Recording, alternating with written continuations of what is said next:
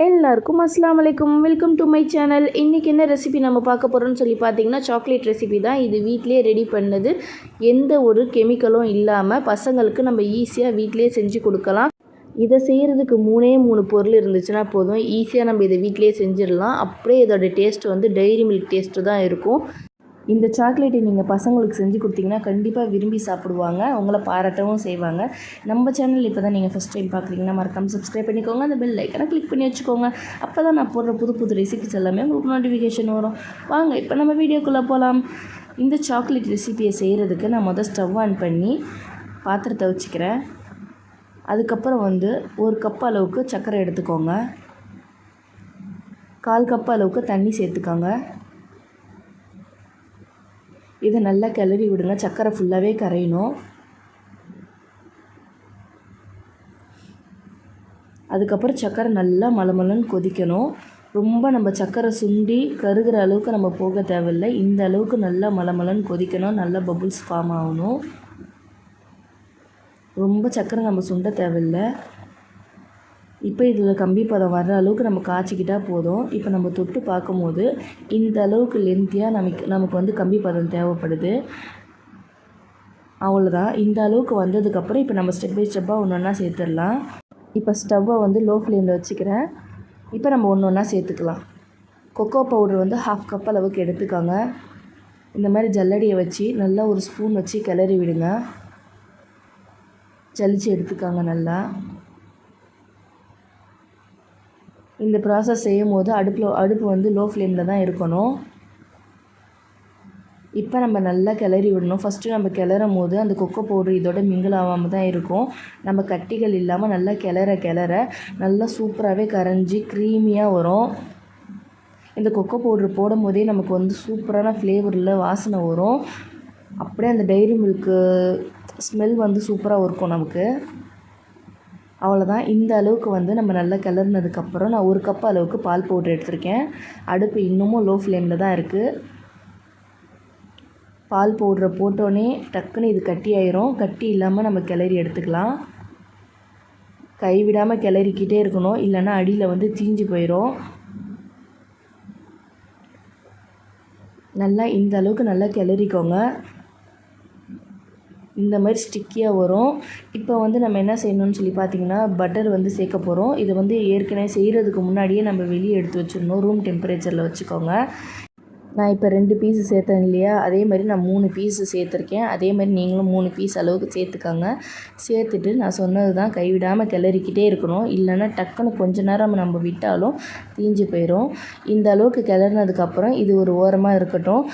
அடுப்பை ஆஃப் பண்ணாதீங்க, சிம்மில் தான் இருக்குது அடுப்பு. இப்போ பக்கத்தில் அடுப்பில் வந்து முந்திரி பாதாமை வந்து பொடிசாக நறுக்கி அதையும் வந்து ஃப்ரை பண்ணிக்கோங்க. எதுவுமே ஆயில் சேர்க்காதீங்க, நெய் எதுவுமே சேர்க்காதீங்க. அப்படி சேர்த்து நீங்கள் பண்ணிங்கன்னா சாக்லேட்டில் வந்து ஒட்டாது. அதனால் அதையும் ஃப்ரை பண்ணி எடுத்து தனியாக வச்சுக்கோங்க. இந்த அளவுக்கு அந்த சாக்லேட்டோட பக்குவம் இருக்கணும். நல்லா இந்த மாதிரி வந்ததுக்கப்புறம் இந்த முந்திரி பாதாம் வந்து நம்ம வறுத்து வச்சுருக்கோம் இல்லையா, அதை வந்து 3 டேபிள் ஸ்பூன் அளவுக்கு இதில் சேர்த்துக்கோங்க. அடுப்பு இன்னுமே சிம்மில் தான் இருக்குது. ஏன்னா நம்ம கொஞ்சம் ஃபாஸ்ட்டு பண்ணால் தீஞ்சு போயிடும். கொஞ்சம் நம்ம அடுப்பை விட்டு இறக்கி வச்சாலும் நம்ம நல்லா கட்டியாயிரும். அதனால் இது வந்து டக்குன்னு செய்யணும் சாக்லேட் மட்டும். அவ்வளோதான், நம்ம கிளறிட்டோம். இப்போ நம்ம மோல்டு இருந்துச்சுன்னா மோல்டில் நீங்கள் ஊற்றி வச்சுக்கோங்க. இல்லைன்னா ஒரு பிளேட் இருந்துச்சு அப்படின்னா அதில் வந்து ஒரு ட்ராப்பாக விட்டு ஒரு சாக்லேட் டிசைன் மாதிரி செஞ்சுக்கோங்க. இல்லைனா ஃபுல்லாகவே இந்த சாக்லேட்டை வந்து அதில் ஊற்றி பரத்தி விட்டுக்கோங்க. அது செட் ஆகிறதுக்கு கொஞ்சம் நேரம் ஃப்ரீசர்லேயோ இல்லைனா ஃப்ரிட்ஜ்லேயோ வச்சு எடுங்க. நம்ம முந்திரி பாதாம் இதெல்லாம் வறுத்து வச்சுருக்கோம் இல்லையா, அதை நம்ம கொஞ்சோண்டு என்ன செய்ய போகிறோம்னா, இந்த சாக்லேட்டுக்கு பின்னாடி வந்து அழகாக நம்ம டிசைன் கொடுக்க போகிறோம். இதில் வந்து நம்ம டிசைன் கொடுக்க முடியாது, ஏன்னா வந்து இது டக்குன்னு கட்டி ஆயிரும். இது வந்து நம்ம டக்குன்னு ஊற்றணும், இல்லைன்னு வச்சுக்கோங்களேன் சீக்கிரமாக கட்டி ஆயிரும். அப்புறம் வந்து நம்மளால் முந்திரியை வந்து அதில் வைக்க முடியாது. நான் இதை வந்து கொஞ்சம் லேட்டாக பண்ணதுனால ரொம்ப கெட்டி ஆயிடுச்சு, அதனால் நான் வைக்க முடியல. இதை நான் வந்து ஃப்ரீசரில் வச்சுக்கிறேன். இப்போ நம்ம டைரி மில்க் செஞ்சோம் பார்த்திங்களா, அதில் வந்து நான் முந்திரியை வந்து அழகாக நான் வச்சிடுறேன் பாருங்கள், கொஞ்சம் கொஞ்சமாக. ஏன்னா வந்து இந்த சாக்லேட்டை வந்து நான் சீக்கிரமாகவே ஊற்றுனதுனால எனக்கு கொஞ்சம் இதில் வந்து முந்திரி டிசைன் பண்ணுறதுக்கு வந்து கிடச்சிது. அதனால் நான் டக்கு டக்குன்னு வந்து முந்திரியை ஃபுல்லாகவே இதில் வந்து நான் ஆட் பண்ணிக்கிறேன் பாருங்கள். இந்த மாதிரி எதனா டிசைன் கொடுத்துக்கோங்க. அவ்வளோதான். இதை நான் வந்து இப்போ ஃப்ரிட்ஜில் வந்து ஒரு அரை மணி நேரம் நான் வச்சு எடுக்க போகிறேன். இது பாருங்கள், அரை மணி நேரம் நான் வச்சு எடுத்துகிட்டு வந்துட்டேன். சூப்பராக ரெடி ஆகிடுச்சு நம்ம சாக்லேட்டு. அப்படியே இதை நம்ம சாப்பிடும்போது டைரி மில்க் டேஸ்ட்டில் தாங்க இருக்கும். ஒரு மாற்றமும் இல்லை. இதில் கொக்கோ பவுடரும் உடம்புக்கு நல்லது, பட்டரும் வந்து உடம்புக்கு நல்லது, பால் பவுடரும் நம்ம உடம்புக்கு நல்லது. அதனால் வந்து இந்த ரெசிபி ஈஸியாக நம்ம வீட்டிலே செஞ்சு கொடுக்கலாம். பசங்களுக்கு ஹெல்தி தான். இது சாப்பிடும்போது அவங்களுக்கு சாக்லேட் இல்லைன்ற ஃபீலிங்கே வராது. கன்ஃபார்மாக 100% நான் சொல்கிறேன் பாருங்கள். அவ்வளோ ஒரு டேஸ்ட்டாக இருக்கும். என் பிள்ளைங்களுக்கு நான் இதை செஞ்சு கொடுத்தேன். அவ்வளோ ஒரு பசங்க வந்து விரும்பி சாப்பிட்டாங்க. அதனால் நீங்களும் ட்ரை பண்ணி பாருங்கள். சூப்பராக இருக்கும். இப்போ நம்ம மோல்டில் ஊற்றி வச்சதெல்லாம் 1 by 1 எடுத்து காட்டுற பாருங்கள். ஒரு டிசைனும் நான் இது வந்து ஹார்ட் டிசைன் ஊற்றிருந்தேன். எவ்வளோ சூப்பராக வந்திருக்குது பார்த்தீங்களா? இதையும் எடுத்து வச்சுக்கிறேன். ஒரு டிசைனாக காட்டுறேன் பாருங்கள். அடுத்து வந்து ஸ்டாரு.